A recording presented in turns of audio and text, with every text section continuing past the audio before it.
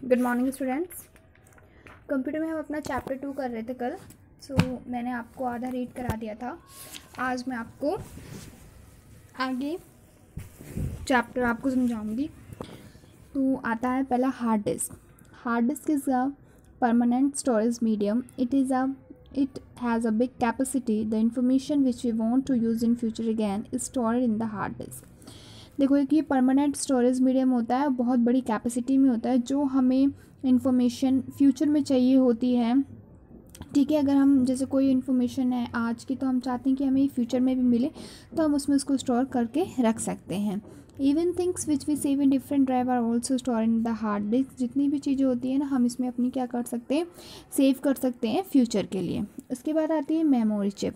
Memory chip is use to store everything which is given to the computer. देखो memory chip क्या होता है, हम सब वो स्टोर करके रख सकते हैं जो कि हमें कंप्यूटर देता है. The name given to the main memory chip is also known as RAM, random access memory. देखो हम इसको क्या बोल सकते हैं, रैम भी बोल सकते हैं. इसमें मेमोरी चिप में क्या होती है कि जितनी भी हमारी इन्फॉर्मेशंस होती हैं या फिर कोई चीज़ हम स्टोर करके रखना चाहते हैं, वो सब हम इसमें कंप्यूटर में इस चीज़ में मेमोरी चिप में कर सकते हैं. It is fixed on the motherboard and keeps the memory storage so that we use it whenever we need. Motherboard में फिक्सड रहता है, तो जो हमें इसकी कभी भी ज़रूरत पड़े तो हम इसका यूज़ कर सकते हैं. दिस मेमोरी इज़ प्राइमरी और टेम्परेरी. ये प्राइमरी टेम्परेरी दोनों होता है. So and is saved until the computer is switched off. उसके बाद मदरबोर्ड.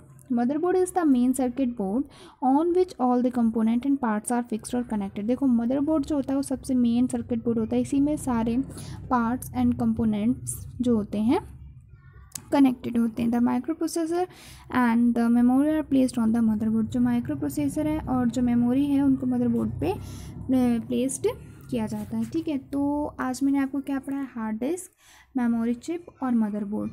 ठीक है, तो इसमें आपको क्या करना है कि इनको रीड करना है आपको, और एक बार अपने तरीके से आपको क्या करना है, इसे समझना है. ठीक है, फिर इसके बाद मैं आगे आपको इसका चैप्टर कराऊंगी. ठीक है, जो आगे की आपका बच गया है टॉपिक, उसे मैं कल एक्सप्लेन करूंगी. आज ईवीएस में आपको लर्न करने का दे रही हूँ मैं. ये जो आप देख रहे हो ना, the given picture show the stage in the life cycle of plant, और the given picture show the stage in the life cycle of an frog. ठीक है, तो ये जो दोनों प्लांट और फ्रॉग दोनों की लाइफ साइकिल है वो आपको लर्न करनी है. जैसे देखो पहला क्या है, सीड. सीड से फिर सीडलिंग होती है, देन उसके बाद प्लांट होता है. ओके, उसके बाद फ्रॉग से एग होता है पहले, फिर टैडपॉल जो, ठीक है, और फिर एडल्ट फ्रॉग होता है. तो ये जो स्टेज है आप प्लांट की और फ्रॉग की, ये तीनों ये दोनों आपको क्या करनी है, याद करनी है. प्लस में आपने वो जो कॉपी बनाई है जिसमें आप लोग अपना रिवीजन करते हैं या लिख के प्रैक्टिस करते हैं, उसमें आपको ये डायग्राम भी बनाना है. ठीक है, प्रैक्टिस करनी है बना के. तो ये आपका ईवीएस का होमवर्क है. मैथ्स में आपको क्या करना है, ये जो आप फिल इन द ब्लैंक्स देख रहे हैं ना, इन्हें आपको फिल करना है.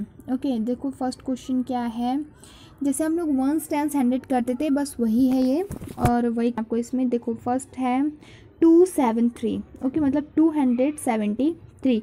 मैंने आपको पहले भी बताया था, राइट हैंड से जो फर्स्ट नंबर उसको हम 1s कहते हैं, जो बीच में उसको 10s कहते हैं, और उसके बाद है जो उसको 100 कहते हैं. ठीक है, तो इसमें हमने 2 को क्या नेम दिया, which is name given to 100, तो ये 200. तो 100 में क्या आएगा 2.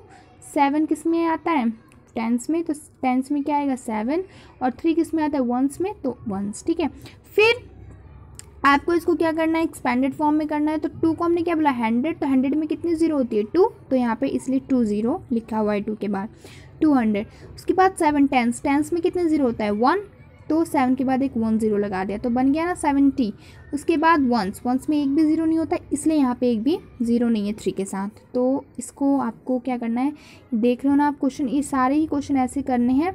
तो ये आपका मैथ्स का होमवर्क है.